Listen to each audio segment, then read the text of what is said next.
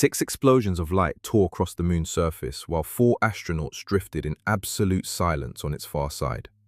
Severed from every other living soul, no communications, no connection, no path back except mathematics and trust. They hung 252,000 miles from home, farther than any human has ever ventured, watching meteors slam into lunar rock at 40,000 miles per hour. And when they emerged and witnessed what the hidden hemisphere truly looks like, what they reported matched no image ever captured. The hues were wrong, the landscape was otherworldly, and one crew member said something that froze mission control in their tracks. Human beings probably did not evolve to perceive what we are witnessing right now. We are traveling behind the moon, and what the Artemis II astronauts discovered there transforms everything we believed about our nearest cosmic companion. If you appreciate our tranquil evening explorations, please remember to like and subscribe. We strongly encourage our community to share thoughts on the video subjects in the comments and respond to others. The experience is most rewarding when we exchange our perspectives. Now, let us commence. Tonight we journey to a place no human has reached in over 50 years.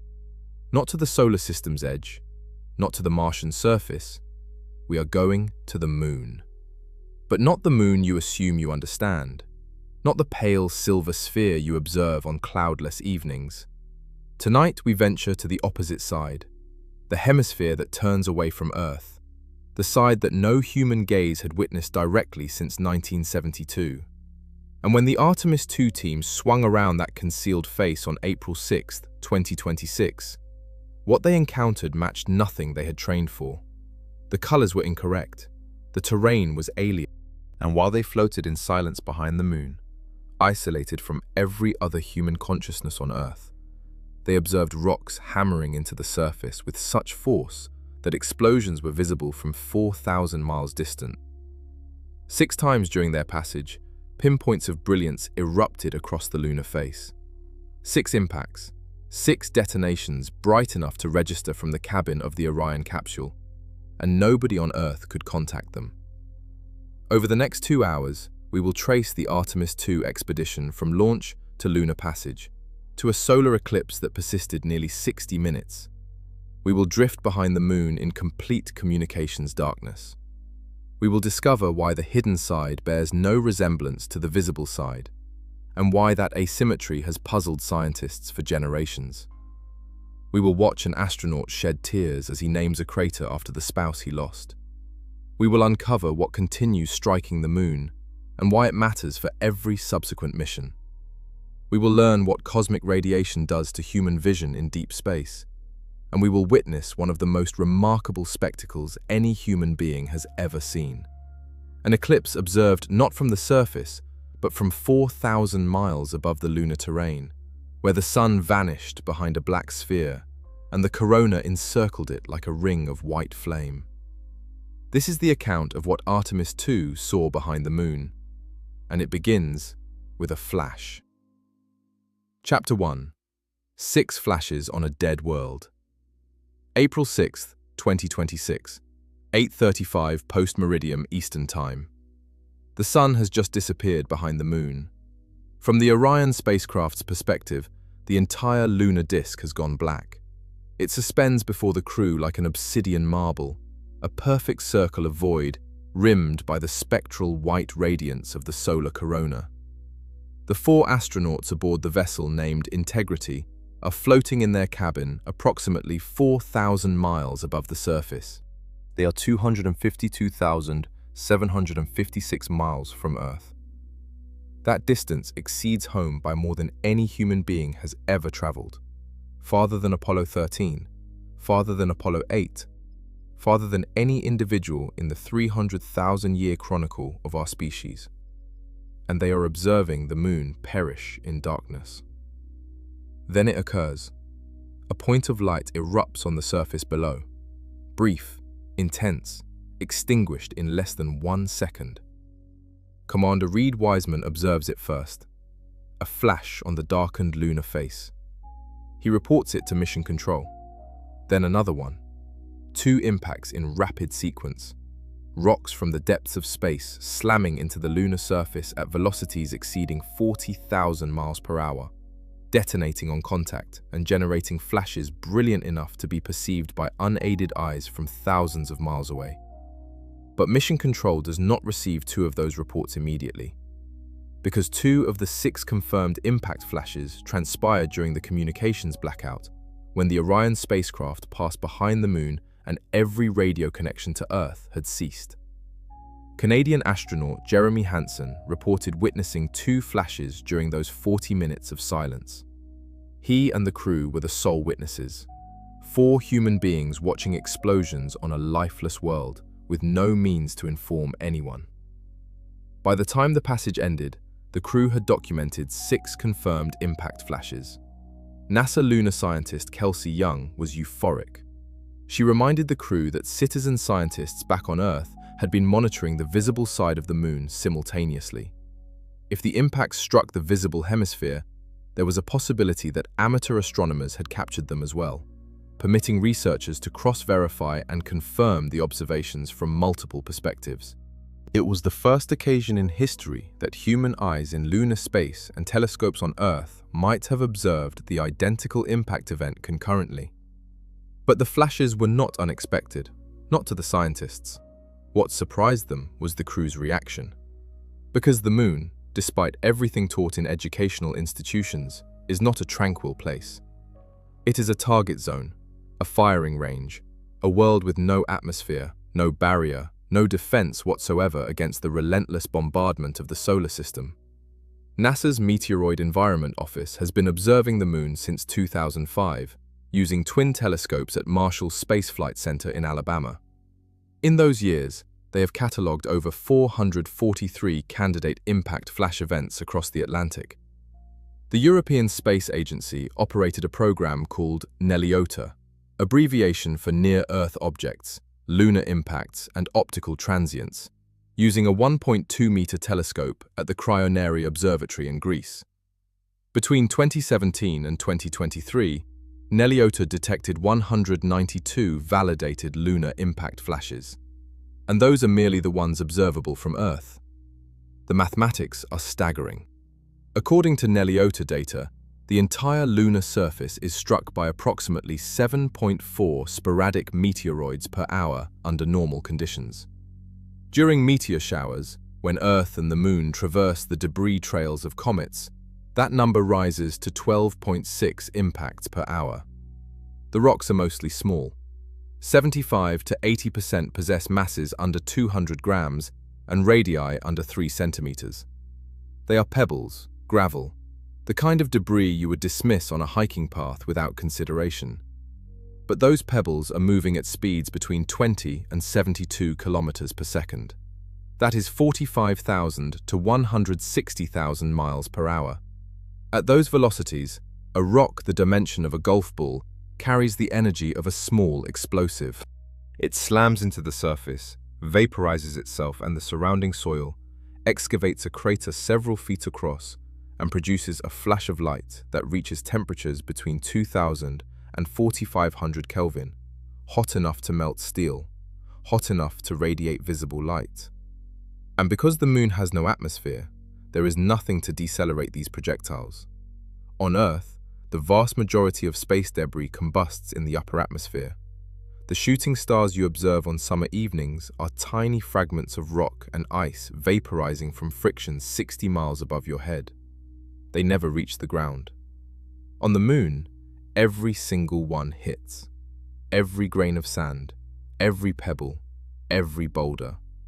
There is no friction, no combustion, no warning, just impact. The crew of Artemis II witnessed 6 of those impacts in a single 7-hour passage. 6 flashes of light on a world that most individuals conceive as dead and motionless. And the implications of those 6 flashes extend far beyond this single mission. Because NASA is not merely visiting the Moon, NASA is planning to return and remain. Artemis III will land astronauts on the lunar surface. Artemis IV will construct a space station in lunar orbit. Future missions aim to establish a permanent human presence on the Moon, a base, a habitat, a foothold for the next era of exploration. And every single one of those missions will need to account for the fact that the moon is constantly being struck. Nelly calculated the probabilities. A small structure on the lunar surface, something under 400 square meters, has a probability of 29 times 10 to the negative fifth power of being struck by a detectable meteoroid within a decade. That sounds infinitesimal, but scale it up. A larger complex covering 8,000 square meters has a 0.9% chance of being hit in the worst-case scenario. An International Space Station-sized satellite in lunar orbit for 5 or more years carries a 1 to 2% probability of impact, and those numbers only account for the meteoroids large enough to be detected from Earth. The micrometeoroids, the ones too small to produce a visible flash, are excluded from the calculation entirely. There are millions of them, and for an astronaut on the lunar surface conducting a spacewalk, a dime-sized rock traveling at 40 kilometers per second is a projectile that no suit on Earth or beyond it is designed to withstand. Victor Glover, the mission pilot and the first black astronaut to fly on a lunar mission, expressed it simply. "Humans probably have not evolved to see what we are seeing," he said. "It is truly hard to describe. It is amazing." He was discussing the eclipse. He was discussing the corona. But he could have been discussing everything the crew witnessed that day. The far side, the colors, the Terminator, the blackout, the explosions, the silence. All of it exceeded the scope of anything the human brain was constructed to process. And the flashes were not the only phenomenon the crew observed that night. During those 40 minutes of communications blackout, when Orion disappeared behind the far side and every radio link to Earth went silent, the astronauts were completely isolated, more isolated than any human beings in history. And what they witnessed on the far side of the moon resembled nothing like the world they had trained for. That silence and what they observed inside it is where we venture next. Chapter 2. The Blackout. At 6:44 post-meridian Eastern Time on April 6, 2026, the Orion spacecraft slipped behind the moon. One moment, the Deep Space Network, NASA's chain of 3 massive antenna stations in California, Spain, and Australia, was tracking the crew, receiving telemetry, monitoring their life support, listening to their voices. The next moment, silence. The moon's bulk blocked every radio signal, every data stream, every link between the crew and the remainder of humanity. The screens in Mission Control at Johnson Space Center in Houston went dark. Flight Director Judd Freeling had warned everyone this was approaching. He had told the team that physics would take over and that physics would absolutely return them to the front side of the moon. But physics does not communicate back. And for 40 minutes, nobody on Earth could do anything except wait. The crew had been briefed on this. They had trained for it. They knew the blackout was approaching, and they knew it would last roughly 40 minutes. It was planned, anticipated, routine on paper. But there is a difference between knowing something intellectually and experiencing it with your body. And what the crew experienced during those 40 minutes was something that no amount of simulation could prepare them for. They experienced total isolation. Not the kind of isolation you feel when you drive into a dead zone on a rural road and lose your cellular signal. Not the kind you feel when you are alone in a dwelling at night. This was absolute. There was no one to call, no one to reach, no backup channel, no emergency frequency, nothing. 4 human beings sealed inside a capsule the size of a large sport utility vehicle, floating in the void behind the moon. With no line of sight to Earth, no line of sight to any satellite, no line of sight to any other human being living or deceased. They were on their own in the truest sense of the phrase. And during that silence, they watched Earth disappear. It is called Earthset, and it is exactly what it sounds like. Just as the sun rises and sets from our perspective on Earth, the Earth itself rises and sets from the perspective of someone in lunar orbit. As Orion swung behind the far side, the crew watched their home planet drop below the lunar horizon and vanish. One moment Earth was there, a bright blue marble hanging in the black. The next moment it was gone, hidden behind 4,000 miles of lunar rock. The only home every human being has ever known, swallowed by the edge of the moon. Christina Koch, mission specialist and the first woman to travel beyond Earth orbit, spoke about it afterward. She told President Trump that one of the biggest highlights of the entire trip was coming back from the far side of the moon and having the first glimpses of planet Earth again, after being out of communication for about 45 minutes. "It really just reminds you what a special place we have," she said. That phrasing matters. She did not discuss the science. She did not discuss the observations. She discussed seeing Earth again, which means the 40 minutes without it was significant. The absence of Earth was not just visual, it was psychological, it was existential. For 40 minutes, the crew could not see their planet, could not hear their planet, could not confirm that their planet still existed, except by trusting the mathematics that said Orion would swing around and bring them back. During the blackout, the crew kept working. They continued their observations of the far side, photographing and describing terrain features that no human eye had ever directly witnessed. They watched for impact flashes on the darkened lunar surface, and Hansen reported seeing 2 of them. 2 explosions on the moon, while they were severed from every other member of the human species. They celebrated briefly. Jeremy Hansen had brought maple cream cookies from Canada, and the crew shared them in the dark, floating in microgravity behind the moon. Reed Wiseman called it a surreal moment. 4 people eating Canadian cookies in the silence of deep space, while rocks exploded on the world beneath them.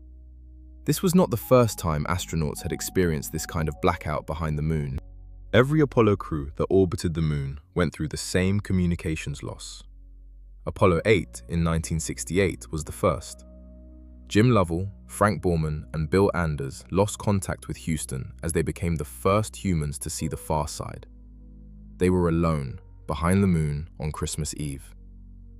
The silence lasted about 45 minutes per orbit, and they orbited 10 times. Each time the signal cut out. Each time Mission Control waited. Apollo 13's blackout was worse, not because the silence lasted longer, but because of the circumstances. The crew was in a crippled spacecraft after an oxygen tank explosion. They were using the moon's gravity to slingshot back to Earth. Their survival was uncertain.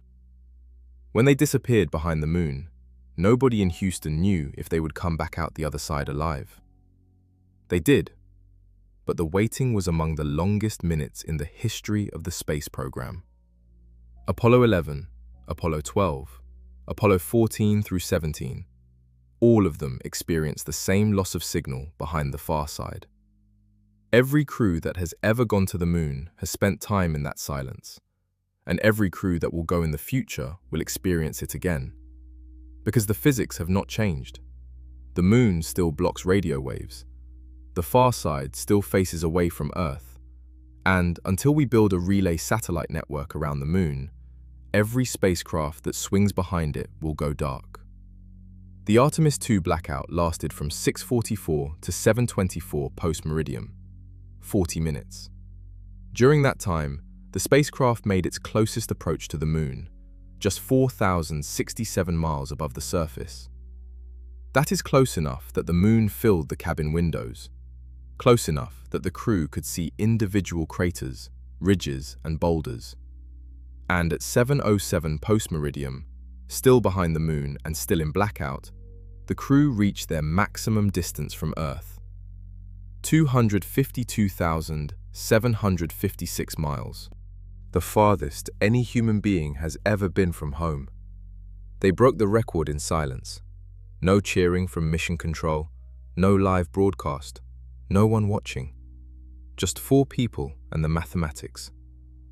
When Orion emerged from behind the moon at 7:24 post-meridian and the Deep Space Network reacquired the signal, the crew had something to report beyond the impact flashes.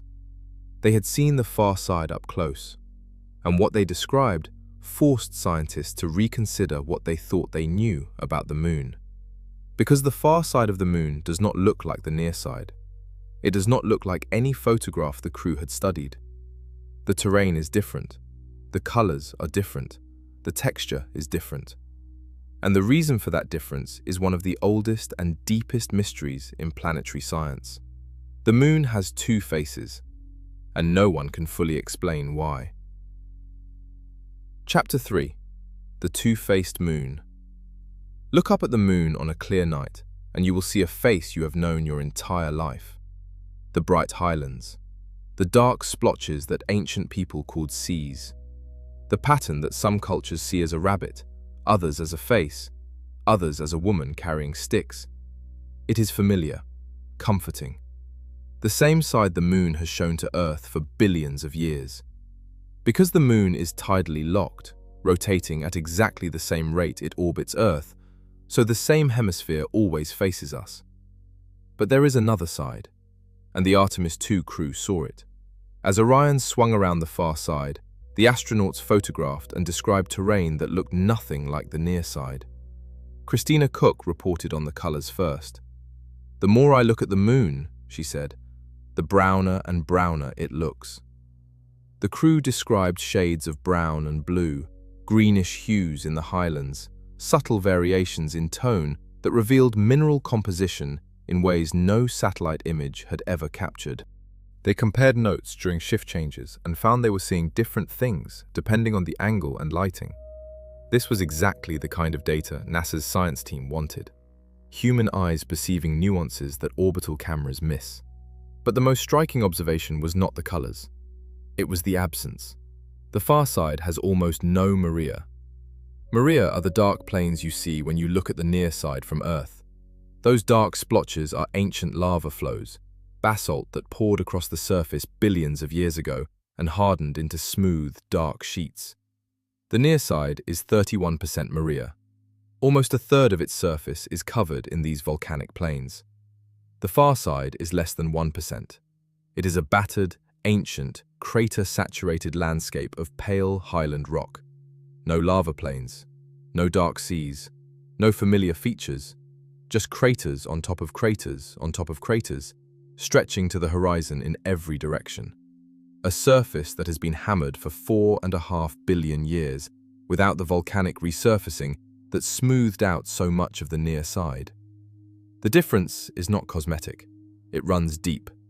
Literally, the far side crust is up to 20 kilometers thicker than the near side crust. 20 kilometers of additional rock between the surface and the mantle below. That extra thickness meant that when asteroids slammed into the far side and cracked the crust, the magma beneath could not easily rise to the surface. The cracks did not go deep enough. The lava stayed underground. On the near side, the thinner crust cracked all the way through and molten rock flooded the basins, creating the dark plains we see today. But why is the crust thicker on one side? This is where the mystery deepens, and where some of the most exciting science of 2025 comes into play. The near side of the moon contains a geological region called the Procellarum creep terrane.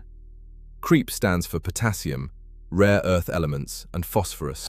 This region is enriched in radioactive elements, uranium, thorium, and potassium, elements that generate heat as they decay.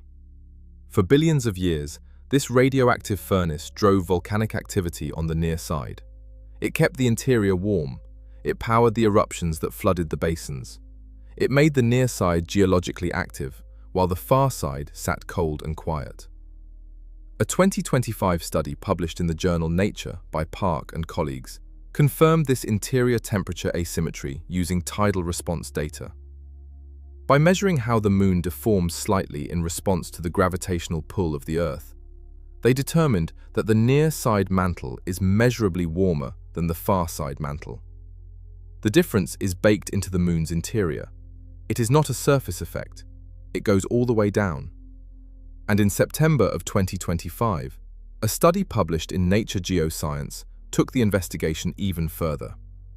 Researchers analyzed samples returned by China's Chang'e 6 mission, the first ever samples collected from the far side of the moon. The mission landed inside the South Pole Aitken Basin in June of 2024 and returned material to Earth for analysis. What they found was striking. The far side lava that did manage to reach the surface formed at approximately 1100 degrees Celsius. That is roughly 100 degrees cooler than the near-side basalts. Professor Yu-Chi Lee of University College London and Peking University called it the two-faced moon. The near side ran hot, the far side ran cold, and that temperature difference shaped everything. But how did this asymmetry begin in the first place? Why would one hemisphere of a world be enriched in radioactive elements while the other was not? The answer may trace back to the most violent event in the moon's history, the event that created it. In November of 2025, a paper published in the journal Science by Hope and colleagues presented new evidence about Theia, the Mars-sized body that slammed into the proto-Earth roughly 4.5 billion years ago. That impact was so violent that it vaporized a significant portion of both bodies and launched a cloud of molten debris into orbit around the Earth. That debris coalesced and cooled and became the Moon. The new study traced Theia's origin to the inner solar system based on isotopic analysis of lunar samples. During the Moon's early molten phase, when the entire body was a globe of magma called a magma ocean, the radioactive elements may have been concentrated on one side through a combination of tidal interactions with the nearby Earth and asymmetric cooling patterns. One hemisphere got the radioactive elements, the other did not. And from that moment forward, the Moon's fate was sealed. The side that got the uranium and thorium would run hot, erupt, resurface, and show the dark, smooth face we know today. The side that did not would stay cold, stay pale, stay battered, and wait 4 billion years for the first human eyes to see it. That chemical lottery, decided in the first few million years of the Moon's existence, dictated everything that followed. Which side got volcanoes? Which side stayed barren? Which side faces us? And which side hides in shadow? The crew of Artemis II was looking at the result of a coin flip that happened before life existed on Earth. And the data from Chang'e 6 revealed something else about the far side that carries enormous consequences for every future lunar mission. It is dry. Not just dry in the way a desert is dry in a way that almost defies measurement. The far side samples contained less than 2 micrograms of water per gram of rock. That is roughly 100 times less than the water found in near-side samples, which can contain up to 200 micrograms per gram. If you are planning to build a permanent base on the Moon, you need water. For drinking, for growing food, for manufacturing rocket fuel. And the far side has almost none. This discovery changes the calculus for lunar exploration. It means that future bases will need to be positioned near the poles where permanently shadowed craters may harbor ice deposits, or on the near side where the water content is higher. It means that the dream of a far-side observatory, shielded from Earth's radio interference and ideal for deep space astronomy, comes with a serious logistical problem. No water means no long-term habitation without constant resupply from Earth or from water deposits elsewhere on the Moon. The two-faced Moon is not just a scientific curiosity, it is a practical challenge. And the Artemis II crew saw it firsthand from an angle and under lighting conditions that no camera had ever captured. They saw the ancient beaten surface of the far side. They saw the color differences that hint at mineral composition. And they brought back something no satellite can deliver: the perspective of a trained human brain processing a visual experience in real time. But the moment that stayed with many of them longest was not the far side. It was what they saw when they came back around. When Orion emerged from behind the Moon, and the crew looked out the window and saw something rising above the lunar horizon, something blue and white and impossibly fragile. Earth coming back into view after 40 minutes of darkness. Chapter 4. Earthrise again. At 7:24 post-meridian Eastern Time on April 6, 2026, Orion emerged from behind the Moon. The Deep Space Network reacquired the signal. Screens lit up in mission control. Voices returned. Data began streaming. And outside the windows of the spacecraft, the crew watched Earth rise above the lunar horizon. It was not the first time humans had witnessed Earthrise, but it was the first time in more than 53 years. And it was the first time from this particular angle, at this particular altitude, under these particular conditions. Orion was farther from the moon and on a different trajectory than any Apollo spacecraft had flown. The perspective was unique. Earth and moon in the same frame, seen from a vantage point that had never existed before in human history. Koch's first message after communications were restored spoke directly to the power of the moment. She described the importance of coming back from the far side of the moon and seeing Earth again. "It really just reminds you what a special place we have," she said. After 40 minutes of silence and darkness, the sight of home was overwhelming. There is a reason Earthrise hits so hard, and the history of that reason begins on Christmas Eve, 1968. Apollo 8 was humanity's first mission to the moon. Not to land, just to orbit. To go there, circle it 10 times, and come home. The crew was Frank Borman, Jim Lovell, and Bill Anders. They launched on December 21st and reached lunar orbit on December 24th. On their fourth orbit, as the spacecraft came around the far side and the moon's horizon swept into view, Bill Anders looked out the window and saw something that stopped him cold. Earth was rising above the edge of the moon, blue and white against the absolute black of space, hanging above the barren grey lunar surface. He grabbed a camera. The first shot was black and white. He swapped to color film. He took the photograph that would become the most famous image in the history of exploration. That photograph, Earthrise, is a color image of our planet rising above the lifeless grey curve of the moon. It was the first time a human being had seen the Earth from this distance and this angle, and it was the first time anyone had photographed it in color from beyond Earth orbit. The image was credited with helping to catalyze the environmental movement. Nature photographer Galen Rowell called it the most influential environmental photograph ever taken. Time magazine included it in their list of the 100 most influential photographs in history. Bill Anders himself said it undercut his religious beliefs. The paradox was clear. We went to the moon to explore the moon, and what we discovered was Earth. The Apollo 8 Earthrise became a cultural touchstone. It showed humanity its own fragility in a way no speech or statistic could. The borders were invisible. The wars were invisible. The divisions, the politics, the arguments that consumed the daily news. None of them were visible from the moon. Just a small, bright sphere, alone in the dark. The only known home of every living thing. 58 years later, the Artemis II crew experienced the same shift. Victor Glover, the mission pilot, described it during a broadcast from the spacecraft. "Trust us," he said. "You look amazing. You look beautiful. You also look like one thing. Homo sapiens is all of us. No matter where you are from or what you look like, we are all one people." Jeremy Hansen, the Canadian astronaut, said it more simply. "Right away, you are humbled.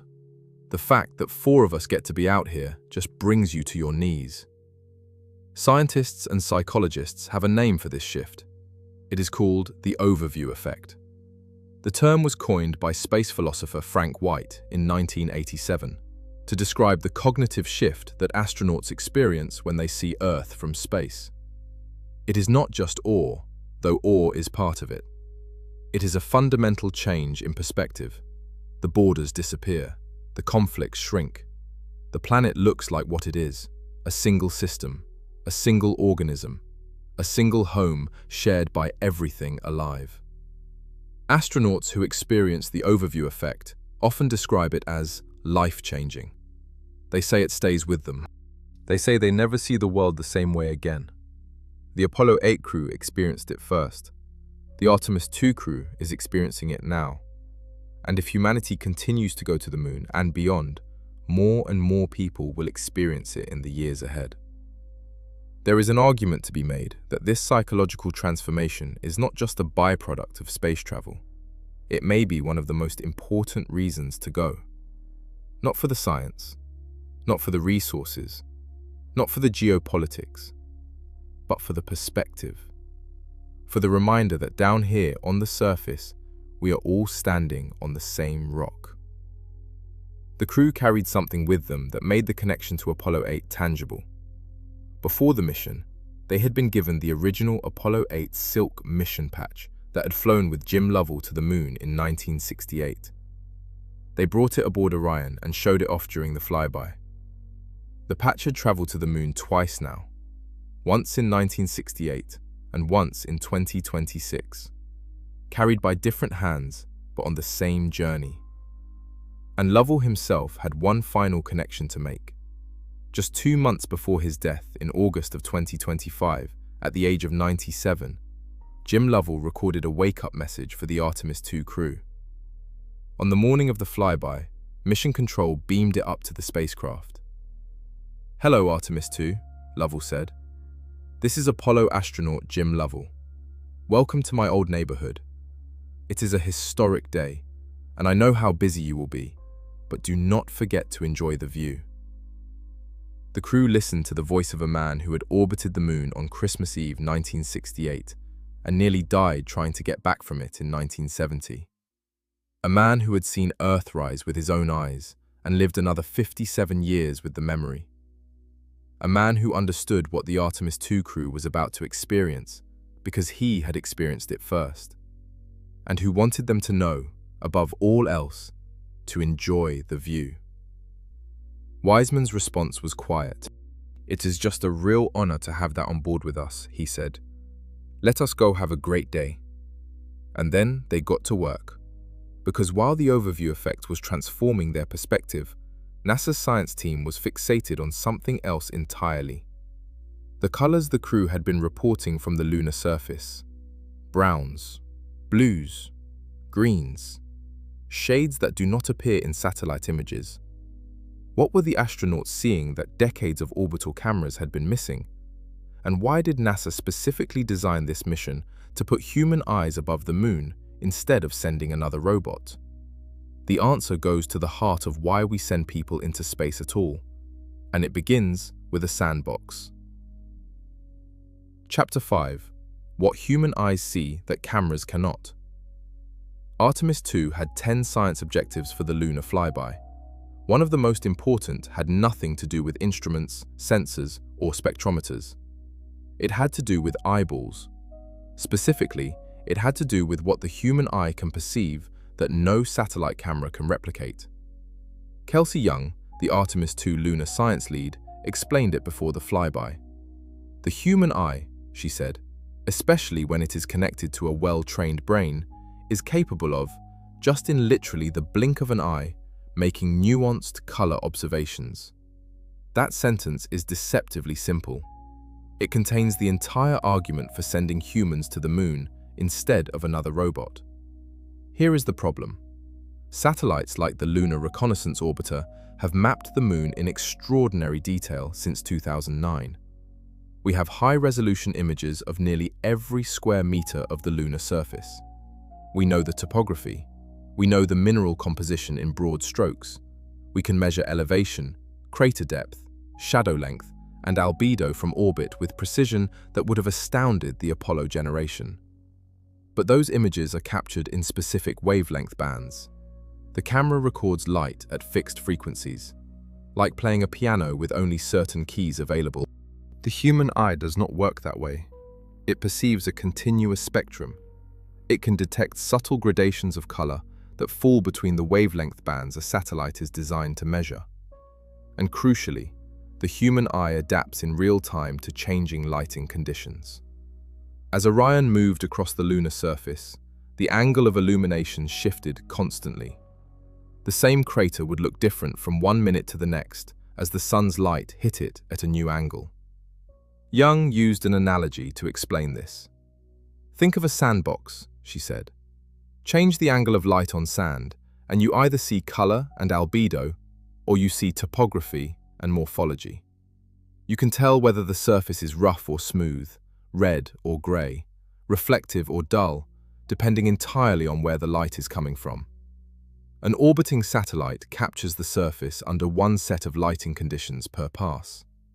The Artemis II crew saw the same features under continuously changing illumination, and their brains processed the differences instantly.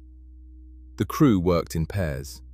2 astronauts would float to the cabin windows and observe the surface for 55 to 85 minutes, while the other 2 communicated with mission control, exercised, or ate. Then they switched.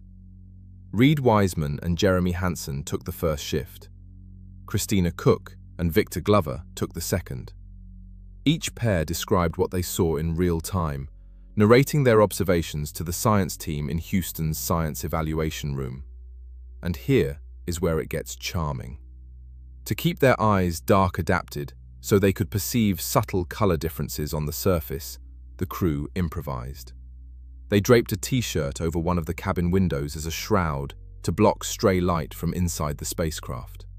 It worked, mostly. The t-shirt caused condensation problems, and they had to use a condensation hose to dry things up. Glover noted that switching between the dark cabin, his dim tablet screen, and the bright lunar surface was extremely taxing on his eyes. "This is a very taxing event on the eyes," he said. "As soon as I look back into the cabin after looking out the window, I can feel my eyes adjusting." The human factors of doing science in a tiny capsule 250,000 miles from home are real and messy and completely absent from robotic missions. NASA scientists had prepared approximately 35 geological features for the crew to observe and photograph. The targets had been loaded onto portable computer devices that the crew carried with them. Custom-built software developed by the crew lunar observations team, the list included some of the most scientifically significant features visible during the flyby. The Oriental Basin was the primary target, a nearly 600-mile-wide impact crater straddling the near and far sides of the Moon. Oriental is 3.8 billion years old and retains dramatic concentric ring structures from the collision that created it. It would be fully illuminated and visible as Orion approached. The crew would observe it from multiple angles as they passed, giving them a 3-dimensional sense of its structure through parallax, something no single orbital photograph can provide. Hertzsprung crater was another key target, a nearly 400-mile-wide basin on the far side. Hertzsprung is older and far more degraded than Oriental. Comparing the 2 craters side by side gives scientists a time-lapse of how lunar features evolve over billions of years. Hertzsprung's rings have been battered and softened by subsequent impacts. Oriental's rings are still sharp and dramatic. The contrast is a visual record of geological time on a world without weather or plate tectonics. The Glushko crater, 27 miles wide and known for its striking white ray streaks that extend over 500 miles across the surface, was on the list. So was the Reiner Gamma Swirl, one of the most mysterious features on the Moon. An unexplained bright surface marking shaped like a tadpole that has baffled scientists since the 1600s. The crew also observed the Apollo 12 and 14 landing sites from above, seeing the terrain where humans had once walked from a perspective those earlier astronauts never had.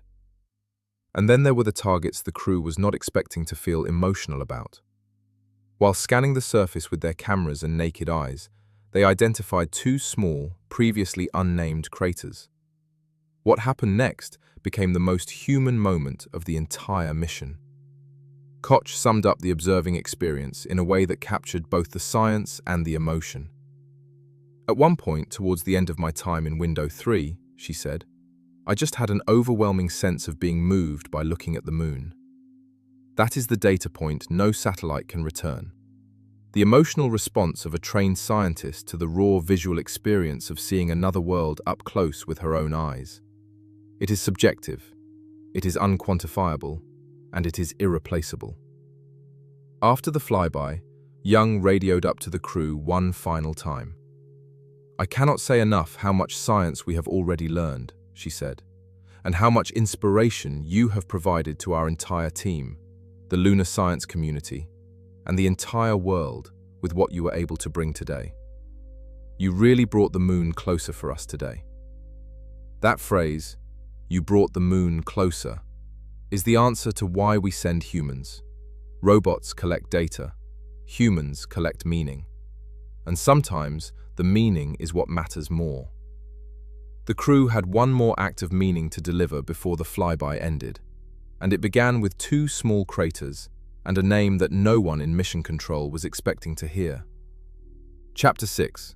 Carol. Shortly after breaking the Apollo 13 distance record, while the crew was still working through their observation targets, Jeremy Hansen took the microphone. His voice was steady at first, professional, the kind of measured calm that astronauts are trained to maintain during live broadcasts. But what he was about to say had nothing to do with science objectives or flight operations. "A number of years ago, we started this journey," Hansen said, "and in our close-knit astronaut family, we lost a loved one." He paused. Her name was Carol, the spouse of Reed, the mother of Katie and Ellie. Carol Taylor Wiseman was a neonatal intensive care nurse. She spent her career in hospitals helping the smallest and most fragile human beings survive their first days of life. She worked at the Children's Hospital of the King's Daughters in Norfolk, Virginia, and later as a school nurse in Maryland and Texas, moving wherever her husband's career with NASA took them. She was born in Virginia Beach and graduated from Virginia Commonwealth University. She was 46 years old when she died of cancer in 2020. Commander Reed Wiseman has been raising their 2 daughters alone since. Hansen continued. While scanning the lunar surface that morning with their naked eyes and through telephoto lenses, the crew had identified 2 relatively fresh craters that had never been named. Fresh on the moon does not mean new by human standards. It means the craters still show bright ejecta that has not yet been darkened by billions of years of space weathering. They stand out against the older, darker surface like white spots on grey paper. The first crater, located just northwest of the Oriental Basin, the crew wanted to name Integrity after their spacecraft. The name embodied the foundation of trust, respect, candor, and humility that had defined their years of training and the mission itself. The second crater sat on the boundary between the near and far sides of the moon, near the Glushko crater, on the same latitude as the Hume crater. It was a bright spot visible from Earth at certain points during the moon's transit. Hansen described its location, and then said the words that stopped Mission Control cold. "It is a bright spot on the moon, and we would like to call it Carol." As he spoke, Wiseman reached over and put his hand on Hansen's shoulder. His eyes were wet. He pressed his lips together and nodded. Then the 2 men embraced. It was not a formal handshake or a pat on the back. It was a real hug. The kind of hug that happens when grief and love and distance collide in a single moment. Koch and Glover joined them. All 4 astronauts pulled together in a floating embrace, wiping tears, holding each other in silence, 250,000 miles from home. Mission Control in Houston went quiet. The science team watched. The flight controllers watched. The families in the viewing gallery watched. Nobody spoke. The moment belonged to the crew, and to a woman who was not there. Carol Wiseman did not get to see her husband launch. She did not get to watch him fly to the moon. She did not get to hear him describe the far side, or the impact flashes, or the eclipse. But from now on, if the International Astronomical Union approves the name, there will be a bright spot on the moon called Carol. A spot visible from Earth. A spot their daughters can look up and find on a clear night, and know their mother's name is written on another world. The internet responded the way the internet sometimes does, when something real breaks through the noise. One commenter wrote, "Sounds like Carol was loved to the moon and back, literally." Another said, "Her babies can look to the night sky and see their mom." A third wrote, "Find yourself a man who will fly to the moon to honor your life by naming a lunar crater after you." The names will be formally submitted to the International Astronomical Union after the mission concludes. This moment matters for reasons beyond the personal. It matters because it is the argument for sending humans into space distilled into a single act. Robots do not name craters after dead wives. Robots do not weep. Robots do not float in a group hug while tears cling to their cheeks in microgravity. The emotional resonance of Artemis II is not a byproduct of the science. In many ways, it is the science. It is what makes the public care. It is what justifies the billions of dollars. It is what turns a flyby into a cultural event that billions of people around the world follow in real time. Numbers and data fill journals. Moments like this fill hearts. And hearts are what fund the next mission. There is a deeper layer here too. NASA's biography of Wiseman notes that he considers his time as a sole parent the most rewarding phase of his life. He did not retreat from the astronaut corps after losing his wife. He trained harder. He prepared. He flew. And when he got to the moon, the first thing he did with the freedom to name a landmark was honor the woman he lost. That is not just emotion. That is character. And character cannot be uploaded to a satellite. Jim Lovell understood this, the Apollo 8 and 13 astronaut who recorded the wake-up message for the Artemis II crew just 2 months before his death at 97. Lovell was the emotional bridge between the Apollo and Artemis eras. He had orbited the moon at Christmas. He had survived the near-fatal Apollo 13 emergency. He had seen Earthrise with his own eyes and carried the memory for 57 years. His message to the crew, "Do not forget to enjoy the view," was not small talk. It was wisdom earned across a lifetime of distance from Earth. Enjoy the view because the view changes you. And sometimes, as the Carroll moment proved, the change is the whole point. Koch was back at the windows now. The observation period was nearing its end, and while the world was still absorbing the Carroll moment, Victor Glover was seeing something on the surface that would shift the conversation from emotion back to wonder. The lunar terminator, the line between light and dark on the moon's surface, was revealing structures that looked like nothing in any satellite image ever taken. He called it magic. And what he described next would force scientists to reconsider what they thought they knew about the lunar surface. Chapter 7. The Terminator. The Terminator is a line, not a political boundary, not a geographic feature, a line of light. It is the dividing edge between the illuminated and dark sides of the moon, where sunlight ends and shadow begins. From Earth, the Terminator looks like a smooth curve sweeping across the lunar disk. From 4,000 miles above the surface, it looks like the edge of a world being swallowed by darkness. Victor Glover became obsessed with it. "I wish I had some more time to just sit here and describe what I am seeing," he radioed to Mission Control. But the Terminator right now is just fantastic. It is the most rugged that I have seen it from a lighting perspective. There are little islands. There are islands of terrain out there that are completely surrounded by darkness, which indicates some real variation in terrain. Jeremy Hansen added his own description.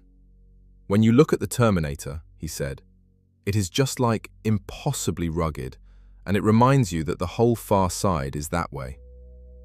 What the crew was seeing is a phenomenon that photographers and scientists understand well, but that most people have never thought about. At the Terminator, the sun sits right on the horizon from the perspective of the lunar surface.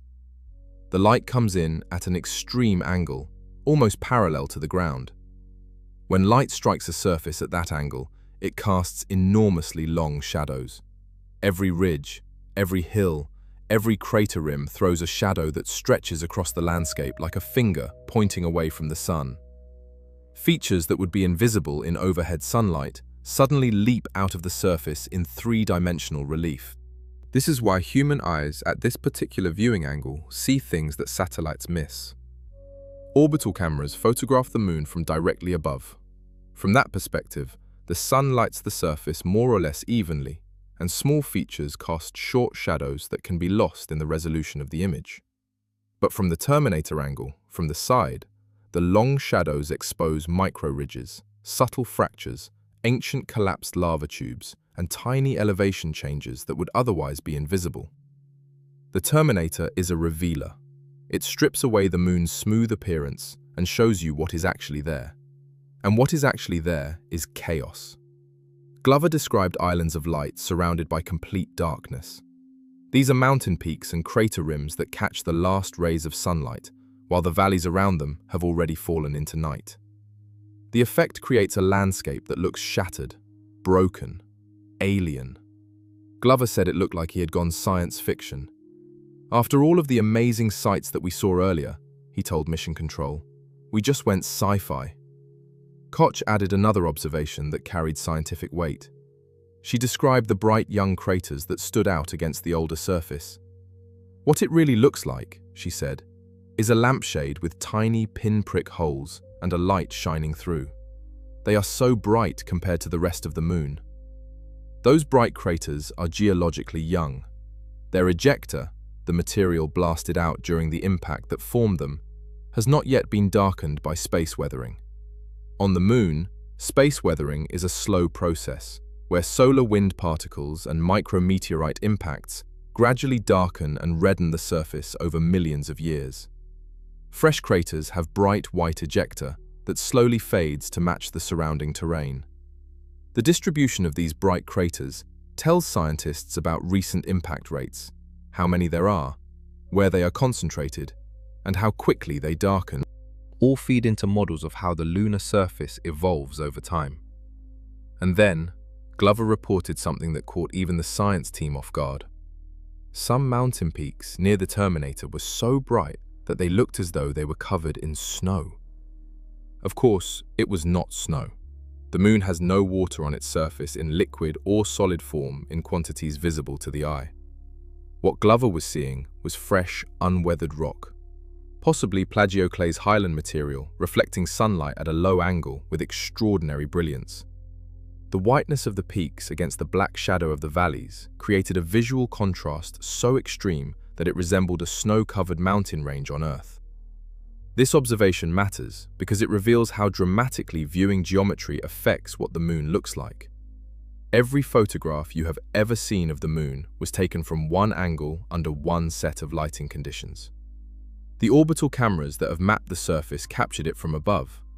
The Apollo astronauts who orbited the moon saw it from 60 miles up under different solar illumination than the Artemis II crew experienced. Glover and his crewmates saw the moon from 4,000 miles above, at an angle and under lighting conditions no camera had ever captured. And what they described did not match the photographs. This is the value of human observation. Not that human eyes are better than cameras in some absolute sense. They are not. Cameras capture more wavelengths, record data with perfect consistency, and never get tired. But human eyes are connected to human brains. And human brains are pattern recognition machines that have been refined by hundreds of millions of years of evolution. A trained geologist looking at a landscape under changing illumination can spot anomalies, connections, and features that a camera image, no matter how high resolution, might not reveal. And more importantly, a human can describe what they see in real time, adjusting their language, their focus, and their attention based on what surprises them. Glover was not reading from a script when he described the Terminator. He was reacting. And his reactions told the science team things they did not know to ask about. Kelsey Young, the Artemis science lead, responded to Glover's Terminator description with undisguised excitement. "Oh my gosh," she radioed back. "That was an amazing picture you just painted. I glanced over at the science evaluation room video and I literally saw fist pumps in the air." Those types of observations are things that humans are uniquely able to contribute. The Terminator also revealed something about the moon that connects to the broader story of this documentary. The long shadows showed just how thoroughly cratered the far side is. Every square meter of the surface bears the scars of impact. The Terminator made those scars visible in a way that flat lighting cannot. And the question that emerges from that relentless bombardment is both scientific and practical. What keeps hitting the moon? How often does it happen? And what does it mean for the humans NASA plans to send back to the surface? 6 impact flashes during a single 7-hour flyby is a significant number. The crew saw rocks exploding on the moon in real time. And the mathematics behind those explosions, the frequency, the velocity, the energy, are not reassuring for anyone planning to spend weeks or months on the surface. That is where we are going next. Into the numbers, into the hazard, into the uncomfortable reality that the moon is not just beautiful, it is dangerous. Chapter 8. What keeps hitting the moon? The moon has no atmosphere. That single fact changes everything about what it means to exist on its surface. On Earth, we live at the bottom of an ocean of air roughly 60 miles deep. That air is our shield. Every day, roughly 48 tons of space debris enters Earth's atmosphere. Tiny fragments of rock, ice, dust, and metal left behind by comets and asteroids. Almost all of it burns up. The friction of atmospheric entry heats these fragments to thousands of degrees, and they vaporize long before they reach the ground. We see them as shooting stars, streaks of light on a summer night, beautiful and harmless. On the moon, none of that happens. There is no air, no friction, no burn-up. Every single piece of debris that crosses the moon's path hits the surface at full speed. A grain of sand traveling at 50,000 miles per hour does not slow down. It does not glow. It does not announce itself. It arrives and detonates on contact, excavating a tiny crater and releasing a flash of energy. Scale that up to a pebble, a rock, a boulder, and you get impacts that can be seen from Earth. The meteoroids that strike the moon come from multiple sources. The majority are sporadic, meaning they are part of the general background debris scattered throughout the inner solar system. These are fragments of comets that have broken apart over millions of years, chips of asteroids that have collided and shattered, dust that has drifted through the solar system since its formation. They arrive from all directions at all times, a constant drizzle of destruction. The second source is periodic. Several times a year, Earth and the Moon pass through the debris trails of specific comets. These are the meteor showers that stargazers look forward to. The Perseids in August, debris from comet Swift-Tuttle. The Geminids in December, debris from asteroid Phaethon. The Leonids in November, debris from comet Tempel-Tuttle. When the Moon passes through these streams, the impact rate spikes. More rocks hit, more flashes appear. The bombardment intensifies for a few days and then subsides. NASA's Meteoroid Environment Office at Marshall Space Flight Center in Huntsville, Alabama, has been systematically monitoring the Moon for impact flashes since 2005. Using twin 14-inch telescopes, the team records video of the Moon's night side and scans for brief flashes of light. Over more than 2 decades, they have logged over 443 candidate impact flash events. Each flash represents a rock from space detonating on the lunar surface hard enough to produce visible light from 240,000 miles away. Across the Atlantic, the European Space Agency funded the Neliota program at the National Observatory of Athens in Greece, using a larger 1.2-meter telescope at the Cryoneri Observatory. Neliota detected 192 validated lunar impact flashes between February of 2017 and August of 2023. The program became the largest study of asteroid collisions with the Moon ever conducted. And in August of 2025, a new 3-year observing campaign began, extending the monitoring into the Artemis era. The Neliota data paints a detailed picture of what is hitting the Moon and how hard. The meteoroids range in mass from less than 1 gram to roughly 8 kilograms. Their sizes span from about 1 centimeter to 20 centimeters in radius. 75 to 80% of the detected impactors have masses under 200 grams and radii under 3 centimeters. These are small rocks, pebbles, and gravel. But they are moving at velocities between 20 and 72 kilometers per second. At the upper end of that range, a rock the size of a marble is traveling at more than 160,000 miles per hour. The kinetic energy at those speeds is enormous. A 5-kilogram meteoroid, about the weight of a bag of flour, hitting the moon at average speed, would excavate a crater roughly 30 feet across. The impact would generate temperatures between 2000 and 4500 Kelvin. For reference, the surface of the Sun is approximately 5800 Kelvin. These impacts are briefly almost as hot as a star. The frequency is relentless. Nelliota calculated that the entire lunar surface is struck by approximately 7.4 sporadic meteoroids per hour under normal conditions. During strong meteor showers, that rate rises to 12.6 per hour. Every hour, every day, every year, for 4.5 billion years. This is why the moon looks the way it does. This is why every square meter of its surface is cratered. The moon is not a world that was once bombarded and then left in peace. It is a world that is still being bombarded right now. The Artemis II crew saw 6 impact flashes during their 7-hour flyby. Kelsey Young noted that because the impacts occurred on the near side of the moon, citizen scientists on Earth may have been monitoring the same regions simultaneously. The Unistellar Citizen Science Network had organized amateur astronomers to watch the moon for impact flashes during the Artemis II flyby. If any of the citizen observers recorded the same flashes the crew saw, the cross-verification would be scientifically valuable, allowing researchers to triangulate the exact location and energy of each impact from multiple perspectives. Apollo astronauts also saw impact flashes during missions in the 1960s and 70s. At least 3 were reported across the program, but the technology to correlate those observations did not exist at the time. The observations were noted in mission logs and largely forgotten. Artemis II represents the first time that human observations of lunar impacts from cislunar space can be directly compared with ground-based monitoring data. The crew's reports will feed directly into meteoroid hazard models for every mission that follows. And those hazard models matter because NASA is not just flying by the moon. NASA is going back to the surface. Artemis III will land astronauts near the lunar South Pole. Artemis IV will build the Lunar Gateway, a space station in orbit around the moon.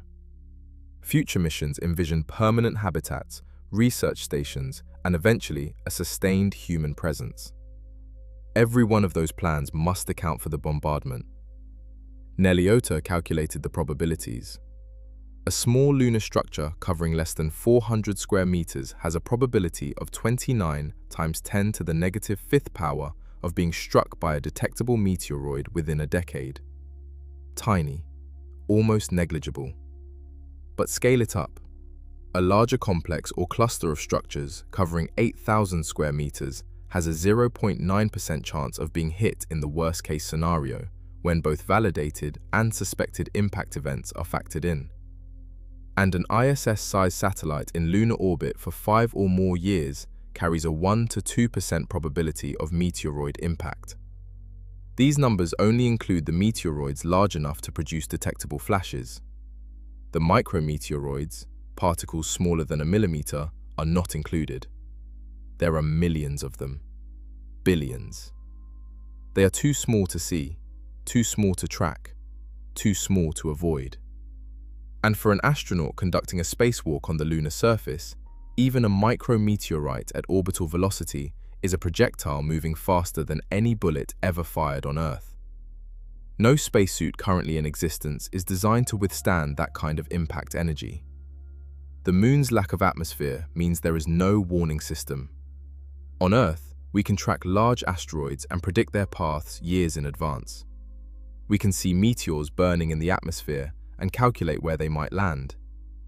On the moon, there is nothing between the meteoroid and the surface. No friction to slow it, no heat to reveal it, no sound to announce it. One moment, the surface is still. The next moment, there is a flash, a crater, and a plume of debris launched into the vacuum at high speed.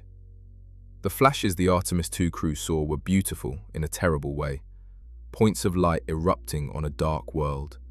brief and bright and violent. And every one of them was a reminder that the moon is not a sanctuary. It is a shooting gallery, and anyone who goes there needs to understand what they are walking into. But the impact flashes on the surface were not the only mysterious lights the astronauts encountered near the moon. Apollo crews reported a completely different kind of flash, not on the surface, inside their own eyes, behind their closed eyelids in total darkness. And the explanation for those flashes is not just strange. It is a warning about what deep space does to the human body. That is where we go next. Into the dark, into the silence, into the light that comes from inside. Chapter 9. The Lights in Their Eyes. It started on Apollo 11. Buzz Aldrin was the first to report it. He was floating in the command module in the dark with his eyes closed, trying to sleep, when he saw a flash of light. Not through the window, not from a warning indicator, inside his eye. A brief streak of white light that appeared and vanished in less than a second. He opened his eyes. The cabin was dark. Nothing had changed. He closed his eyes again. Another flash. Every subsequent Apollo crew reported the same phenomenon. Apollo 12, Apollo 13, Apollo 14 through 17. Every astronaut who traveled beyond Earth orbit and spent time in darkness saw the flashes. They came in three shapes. Some were spots, brief pinpoints of light like a camera flash going off behind the eyelid. Some were stars, slightly larger, slightly longer lasting. And some were streaks, lines of light that traced across the visual field and disappeared. Most were described as white or colorless, but Apollo 14 astronaut Edgar Mitchell reported one that was different. He described it as blue with a white cast, like a blue diamond. The flashes came at irregular intervals. On average, Apollo astronauts reported seeing one flash every 2.9 minutes during dark-adapted observation sessions. The phenomenon was more frequent during the outbound leg of the journey, the translunar coast, than during the return trip. The astronauts were not hallucinating. They were not dreaming. They were being shot. The explanation is cosmic rays, high-energy charged particles that originate from some of the most violent events in the universe: supernovae, black holes, the shock waves of colliding galaxies. These particles, mostly protons and atomic nuclei, are accelerated to velocities approaching the speed of light and then flung across the cosmos. They travel for millions of years across unimaginable distances, and some of them end up passing through our solar system. On Earth, we are largely protected from cosmic rays by two shields. The first is the magnetosphere, the magnetic field generated by the Earth's molten iron core. This field extends thousands of miles into space and deflects the majority of incoming charged particles, funneling them toward the poles, where they produce the aurora borealis and aurora australis. The second shield is the atmosphere itself, which absorbs most of the cosmic rays that make it past the magnetic field. But the Moon sits outside Earth's magnetosphere for most of its orbit, and the Moon has no global magnetic field of its own, no atmosphere, no protection. The Artemis II crew, traveling between Earth and the Moon, passed through the Van Allen radiation belts, regions of trapped charged particles surrounding Earth, and then entered the unshielded environment of deep space. Out there, cosmic rays pass through everything. They pass through the walls of the spacecraft, they pass through the astronauts' bodies, and some of them pass through their eyes. The leading explanation for the light flashes involves three possible mechanisms. The first is Cherenkov radiation. When a charged particle travels through a medium faster than the speed of light in that medium, it produces a brief flash of bluish light. Light travels slower through the vitreous humor of the eye than it does through vacuum. A cosmic ray particle moving at near light speed through the eyeball can exceed the local speed of light inside the vitreous humor and produce a visible flash. This is the same phenomenon that causes the eerie blue glow in the water around nuclear reactors. The second mechanism is direct ionization of retinal cells. The cosmic ray particle passes through the retina and deposits enough energy to trigger the photoreceptor cells, causing them to fire as if they had been struck by light. The brain interprets the signal as a flash. The third mechanism involves direct interaction with the optic nerve, or even the visual cortex of the brain. Cosmic rays that pass through the skull and interact with the neural tissue responsible for processing vision could produce the sensation of light without ever touching the eye itself. During Apollo 16 and 17, NASA tested the phenomenon directly. They created a device called ALFMED, the Apollo Light Flash Moving Emulsion Detector. It was essentially a helmet containing a stack of photographic emulsion plates that would record the tracks of cosmic ray particles passing through it. The astronaut wore the helmet and reported flashes while the emulsion recorded particle tracks. The results were suggestive but limited. 2 out of 15 recorded particle tracks coincided with flash reports from the astronaut. The correlation was not strong enough to be conclusive, but it was consistent with the cosmic ray hypothesis. Astronauts on the International Space Station have also reported the flashes, though less frequently than Apollo crews. The ISS orbits within the magnetosphere for most of its trajectory, so the cosmic ray flux is significantly lower than in deep space. But during passes over the South Atlantic anomaly, a region where the Van Allen belts dip closer to Earth's surface, the flash rate increases. ISS astronaut Jerry Lininger reported that the flashes were directional during solar storms, coming predominantly from one side, and that they interfered with his ability to sleep. For the Artemis II crew, the cosmic ray environment was significantly more intense than anything an ISS astronaut experiences. A January 2026 article in the journal Science detailed the deep space radiation challenges awaiting Artemis astronauts. Beyond Earth's magnetosphere, the crew faced multiple radiation threats simultaneously. The Van Allen belts during transit, solar particle events, sudden bursts of high-energy particles from the sun that can spike to dangerous levels within hours, and the constant background drizzle of galactic cosmic rays. Particles from outside our solar system that arrive at all times from all directions and cannot be avoided. The health consequences of this exposure are not fully understood, but there are troubling indicators. Studies of Apollo astronauts have shown that they were significantly more likely to develop cardiovascular disease than astronauts who never left low Earth orbit. The sample size is small. Only 24 humans have ever flown beyond Earth orbit, all of them Apollo astronauts, and all of them male. The Artemis II crew is the first to join that group in over 50 years. Koch is the first woman. Glover is the first black astronaut. Hansen is the first non-American. The long-term health effects of their 10-day exposure to deep space radiation will be monitored for years. But the effects go beyond cardiovascular disease. Cosmic rays damage DNA. They break molecular bonds. They cause mutations. And in the brain, where neurons do not regenerate the way other cells do, the damage accumulates. Studies on mice exposed to simulated galactic cosmic ray environments have shown cognitive decline, increased anxiety, and impaired memory. The relevance to humans is still being studied, but the implications for long-duration missions are serious. Artemis II lasted 10 days. A Mars mission would last 2 to 3 years. The astronauts would be bathed in cosmic rays for the entire journey, with no magnetic field to shield them and no thick atmosphere to absorb the particles. The flashes in their eyes are not just a curiosity. They are a symptom, a visible, perceptible symptom of invisible damage.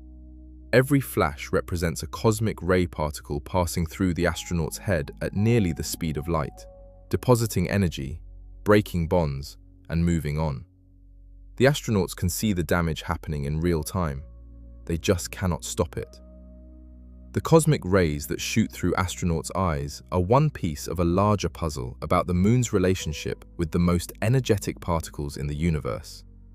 And the next chapter reveals that the moon itself has been keeping a record of those particles, not in its body, but on its skin, written in magnetic ink that scientists have only recently learned to read.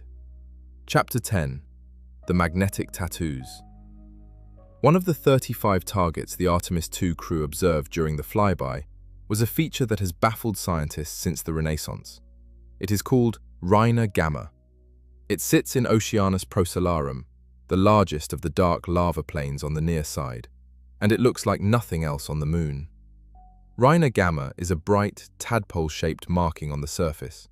It was first spotted through primitive telescopes in the 1600s and has been studied, debated, and argued over ever since. It is not a crater. It is not a lava flow. It is not a deposit of different material. It is a swirl, a pattern of brightness on the surface that has no obvious geological origin. It looks almost like someone painted a pale brushstroke across the dark basalt. The Artemis II crew flew over Rhina Gamma during the near-side approach phase of the flyby. They observed it from an angle and under illumination conditions that no satellite image had captured in exactly the same way. And while the crew's descriptions of the swirl will be analyzed for months, the deeper mystery of Rhina Gamma goes far beyond what any single flyby can answer. Because Rhina Gamma is not just a bright spot. It sits directly on top of one of the strongest magnetic anomalies on the Moon. This is where the story gets strange. The Moon has no global magnetic field. Not anymore. Earth has one. It is generated by the churning of molten iron in Earth's outer core, a process called the geodynamo. That magnetic field wraps around the planet, deflects solar wind particles, shields us from cosmic rays, and makes compasses point north. The Moon once had a similar field. Billions of years ago, the Moon's interior was hot enough and fluid enough to sustain a magnetic dynamo. But as the Moon cooled and its core solidified, the dynamo died. The global field collapsed. The Moon became magnetically naked. Except it is not entirely naked.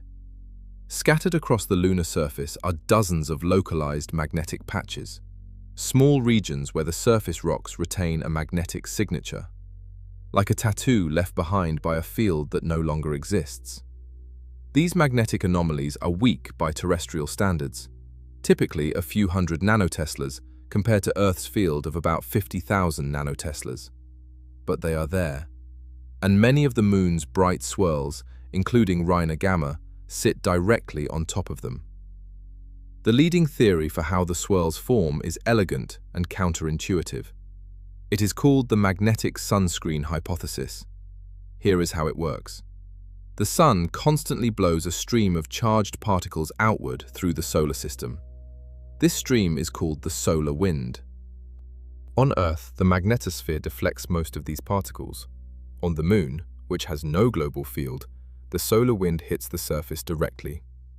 Over millions of years, this bombardment changes the surface material. It darkens it. It alters the chemical bonds. It shifts the reflectance properties. This process is called space weathering, and it is why the Moon's surface is generally dark and grey. But where a localized magnetic anomaly exists, the field, even though it is weak, can deflect some of the incoming solar wind particles.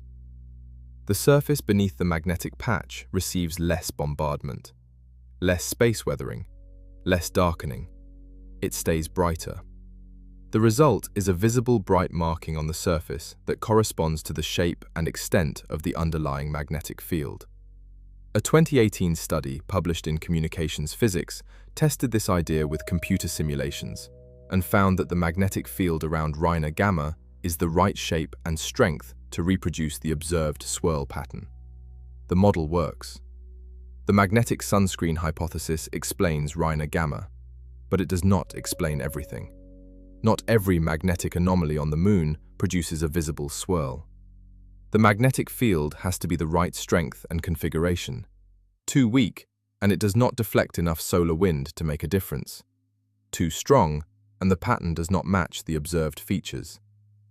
And the deeper question remains, where did these magnetic anomalies come from in the first place? The global field has been dead for billions of years. What magnetized these specific patches of rock? Three competing explanations have been proposed. The first suggests that cometary impacts deposited magnetized material onto the surface. When a comet strikes the Moon, it delivers its own material. and some comets contain iron-bearing minerals that could carry a magnetic signature. The impact itself could also generate intense local magnetic fields through plasma interactions. The second explanation involves basin-forming impacts. When a massive asteroid hits the Moon hard enough to excavate one of the giant basins, it launches iron-rich ejecta across the surface.